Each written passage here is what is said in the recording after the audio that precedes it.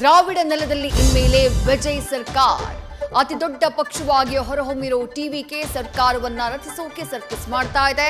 Magic number ಗೇಮ್ನಲ್ಲಿ ದಳಪತಿಗೆ ಯಾರೆಲ್ಲ ಕೈ ಹಿಡಿತಾರೆ ಅನ್ನುವ ಕೌತುಕ ಮನೆ ಮಾಡಿದೆ.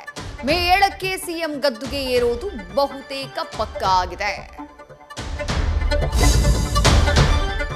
ತಮಿಳುನಾಡಿನಲ್ಲಿ ಟಿವಿಕೆ ಅಭ್ಯರ್ಥಿಗಳು ಪ್ರಬಲ ಫೈಟ್ ಕೊಟ್ಟಿದ್ದಾರೆ.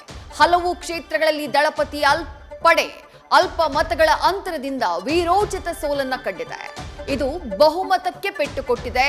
ಸೋತು ಸುಣ್ಣಾಗಿರುವಂತಹ ಸ್ಟಾಲಿನ್ ಸಿಎಂ ಸ್ಥಾನಕ್ಕೆ ರಾಜೀನಾಮೆ ಕೊಟ್ಟಿದ್ರೆ ಮಗನಿಗೆ ಹೀರೋನೇ ವಿಲನ್ ಆಗಿದ್ದಾರೆ.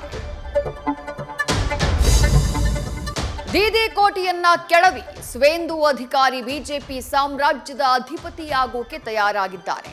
ಮೇ 9ನೇ ತಾರೀಕು ಕೇಸರಿ ಪಡೆಯ ಸಿಎಂ ಆಗಿ ಪದಗ್ರಹಣ ಮಾಡೋದು ಬಹುತೇಕ ಖಚಿತವಾಗಿದೆ. ಭವಾನಿಪುರದಲ್ಲಿ ಮಮತಾ ಸೋತು ಸುಣ್ಣವಾಗಿದ್ದಾರೆ. ಮನೆಗೆಲಸದ ಮಹಿಳೆ ಗೆದ್ದು ಬೀಗಿದ್ದಾರೆ. ಕೇರಳಂನಲ್ಲಿ ಕಮಾಲ್ ಮಾಡಿರುವ ಯುಡಿಎಫ್ ಸರ್ಕಾರ ರಚನೆಯಲ್ಲಿ ಬ್ಯುಸಿಯಾಗಿದೆ. ಘಟಾನುಘಟಿ ನಾಯಕರ ಮಧ್ಯೆ ಸಿಎಂ ಯಾರು ಅನ್ನುವುದೇ ದೊಡ್ಡ ಸವಾಲು.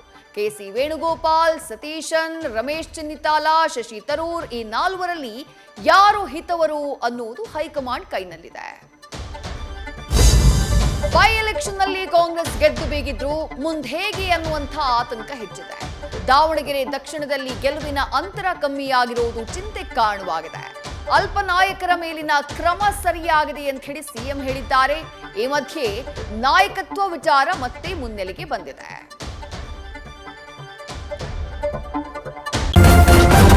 ನ್ಯೂಸ್ ಫಸ್ಟ್ ನಿರ್ಭೀತಿಯಿಂದ ನಿಮ್ಮ ಪರವಾಗಿ.